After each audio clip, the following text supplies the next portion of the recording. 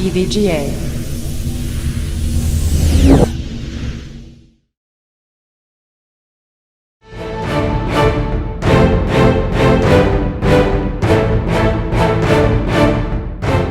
What's going on, everyone? This is Sarge, and this is a tips and tricks guide for playing an aggressive recon in Battlefield 3. These are tips that I'll be giving out through the entire game as it comes out in full release on October 25th.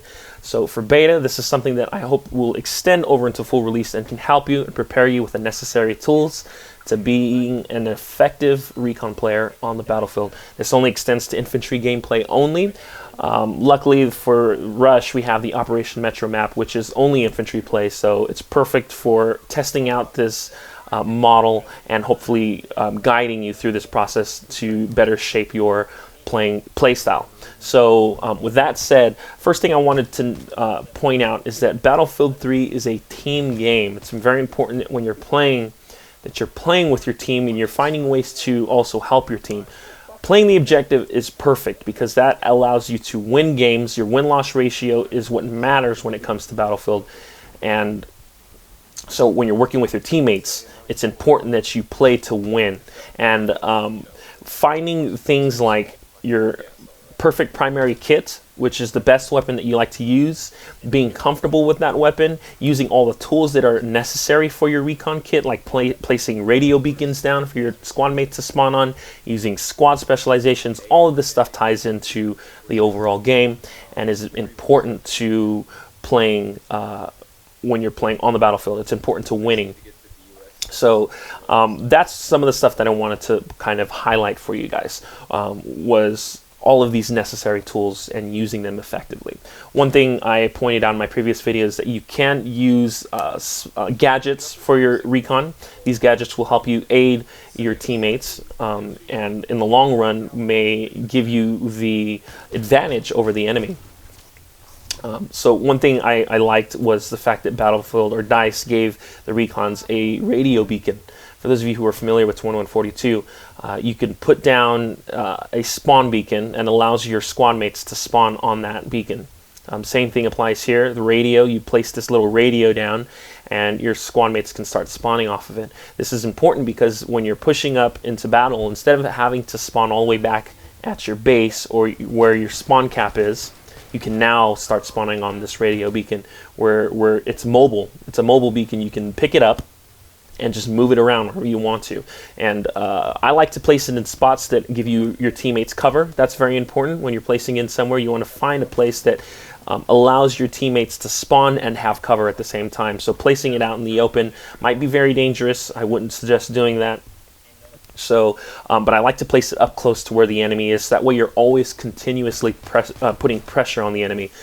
So I've noticed some people in public gameplays, they've kind of like spawned and they have only moved like 3 feet and placed a radio beacon down in order to aid their habits of camping far back.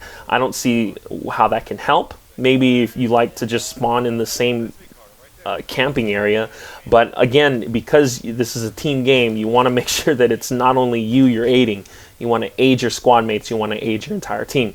And putting the radio beacon as closest to the enemy as possible will do that, as it applies again more pressure and forces the enemy to move back and allows you to either take the objective or defend it at the same time. So this is a very important gadget. I would suggest many of you guys to use it as much as you can. One thing I mentioned before is that when you break past a certain part of the objectives, it opens up a new set. This is in rush mode. So rush mode is you take 2 objectives. Once those 2 objectives are taken, then it opens up a new set of objectives that you have to move and overtake. What you can do is either the game you die and you get your radio beacon back, or you can go back and pick your radio beacon up and then move it. This is important because it's a mobilized gadget and it allows you to maneuver and work with it as many times as you can. And so again, using the radio beacon to your advantage. It's very important. Keep that in mind. Next thing is your squad specializations. This is something you unlock as you progress in ranks. When you get to the higher ranks, you're going to see yourself unlocking more squad specializations, and these are things that age your squad in combat. Now you have individual ones. You have sprint, which allows you to sprint faster, suppression, which allows you to take less suppression when being fired at, and ammo, grenade upgrades, all of that stuff. But the squad ones are very special in this sense that every person in your squad can use a different specialization. So you have one person running squad sprint that gives your entire squad faster speed and less fatigue. You have another guy running squad suppressor, which allows your whole squad to take less suppression when being fired at. And squad ammo. I mean, you have 4 guys in your squad. They can all run 4 different squad specializations, and now you have an elite squad on the battlefield ready to do a lot of damage. And the squad specializations actually stack. So you can't run the same squad specials, which is you can't run everyone can't run squad sprint and you have insane speed running. No, you have to use different ones. But again, if you have everyone on your team who has a squad perk, you can actually give each person a different one, and it'll allow you to help your teammates in battle. Another gadget your Recon will unlock in later progression is the MaVie, which is kind of like a UAV, for those of you familiar with Battlefield Bad Company 2. The difference is that this flying gadget allows you only to point out targets and spot them out.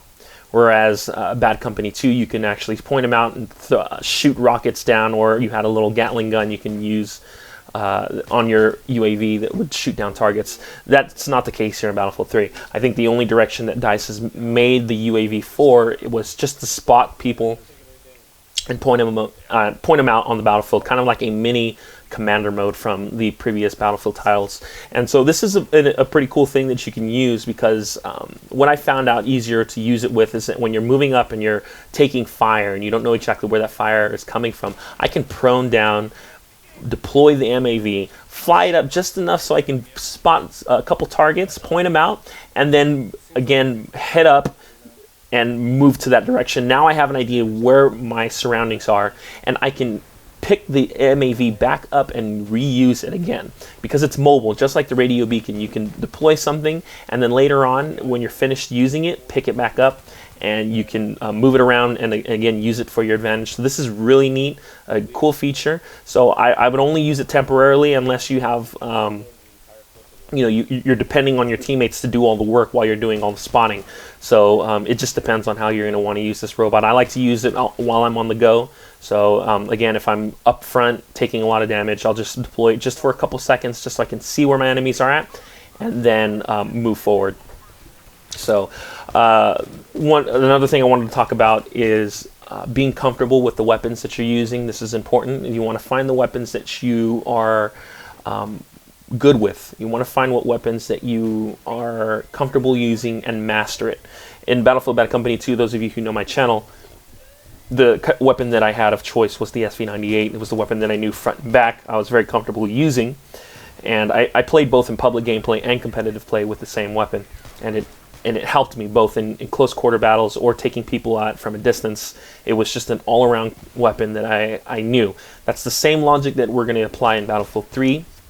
You want to find the weapon that you're comfortable with when playing. Now, I know DICE's direction for Battlefield in regards to the Recon to playing both aggressively or defensively is they're splitting the weapons into those type of play styles.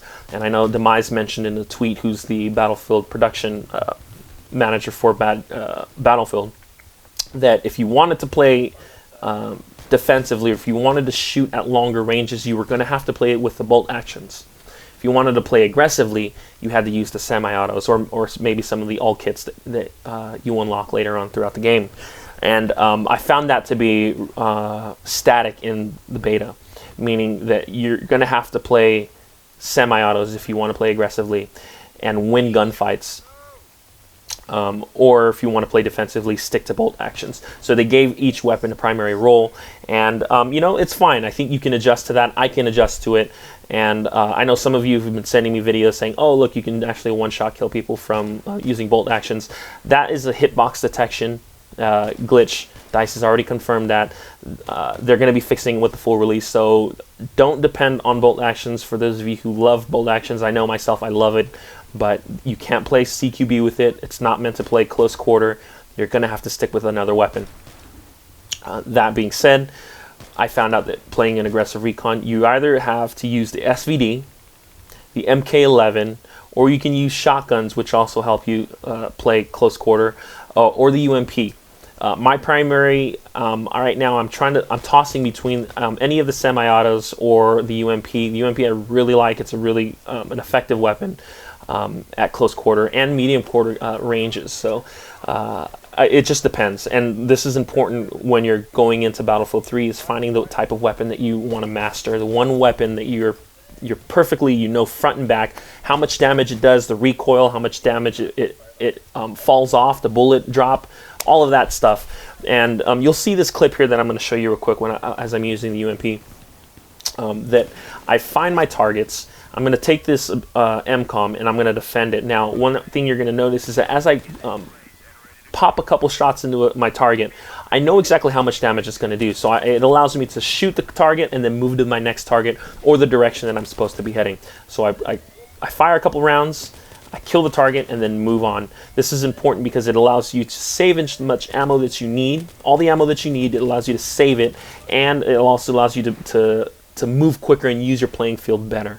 So I know that as you're going to be learning your recon kits, you're going to be doing a lot of misjudging. That happens a lot, is that you assume you take out a target with your weapon, but you don't, and they end up picking you off instead.